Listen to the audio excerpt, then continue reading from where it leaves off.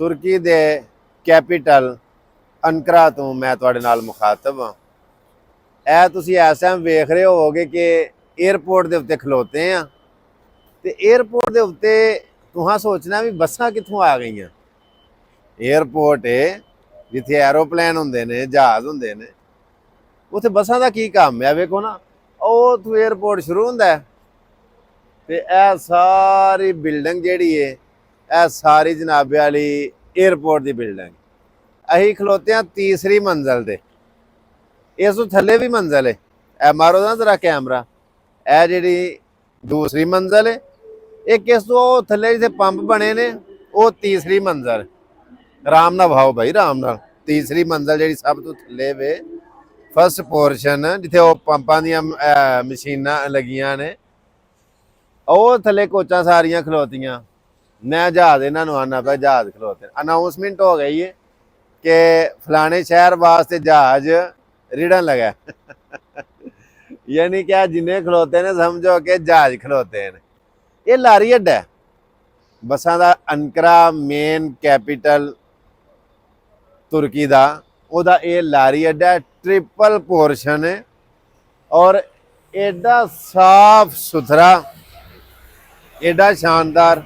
इस time Ankara लारी अड्डे दे उत्ते तकरीबन हज़ारां नाल लोग ने, हज़ारां नाल।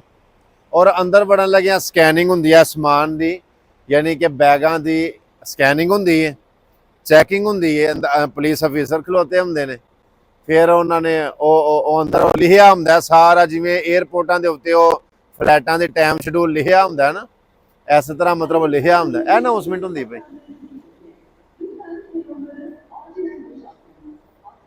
यानी कि अनाउंसमेंट पे हुंदी है फलाने शहर वास्ते बस निकलन लगी। मैं सिर्फ ये सोचना कदी कदी कि असी इस स्टेज ते किदों पहुंचांगे। पोर्शन बनाने वालों नहीं पाता कि असीं भी 3 पोर्शन लारी अड्डे ते बनाईए। इस स्टेज ते किदों पहुंचीए कि जिहड़ा रैपर है, टाफी खाधी है, बिस्कुट खादा है, निमको खाधी है, जूस पीता है, कोई डब्बा है, शापर है, टिशू है वगैरह वगैरह, या सिगरेट पीता है, गोलक ना सुटिए। वो जा छापर है, रैपर है, ओनू डस्टबीन दे विच सुटिए। हाँ जी, हर जगह थुकीए ना, सिगरेट पी के तो हर जगह सुटिए ना। परसों के शायद 14 दी न्यूज़ है, फ्रांस वालियां ने पब्लिक प्लेस दे उत्ते बच्चों के सामने सिगरेट पीन ते पाबंदी ला छड़ी कि तुसीं पार्क दे विच या ओपन बच्चों के सामने तुसीं सिगरेट नहीं पी सकते। वजह सिर्फ ये वे कि जो बच्चे तुहानूं वेखणगे कापी करनगे, तुहाडे नूं वेख के भी समोकिंग करनगे। हाँ जी, बच्चे वड्डियां तों सिखदे ने ना, वो आखणगे ये पींदे ने, असीं भी पी लैंदे आ, क्योंकि वड्डे करदे ने, असीं भी कर लांगे।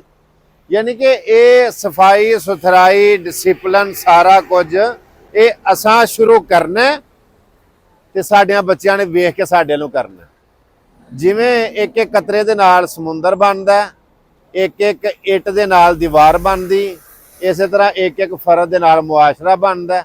लिहाजा असी अपने मुआशरे नूं सुलझाण वास्ते, अपने मुआशरे दी तमीर वास्ते, एक अच्छी नस्ल तैयार करने वास्ते अपने आप नूं बदलीए।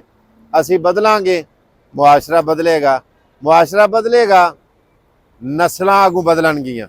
सो अगलियां नस्लों वास्ते अपने अंदर तब्दीलियां ले आइए, अपनियां गलत हरकत ते नज़र रख के उन्होंने ठीक करने की कोशिश करिए। हर चढ़न वाला दिन डुबन तो पहला कोई ना कोई सानू सबक दे के जांदा। सानू चाहिए सबक सीख के उन्हां ते अमल भी किया जाए। जे गल चंगी लगी होवे ते अगे शेयर भी लाजमी कर छड़ियो, कमेंट दे विच अपनी राय का इजहार भी करियो जी। अनकरा तुर्की तो अवैस घुमन सियालकोट नूं फिलहाल इजाजत दिओ। मिलने एक नवी वीडियो दे नाल। अल्लाह सोहणे दे वाले। अस्सलाम वालेकुम रहमतुल्लाह।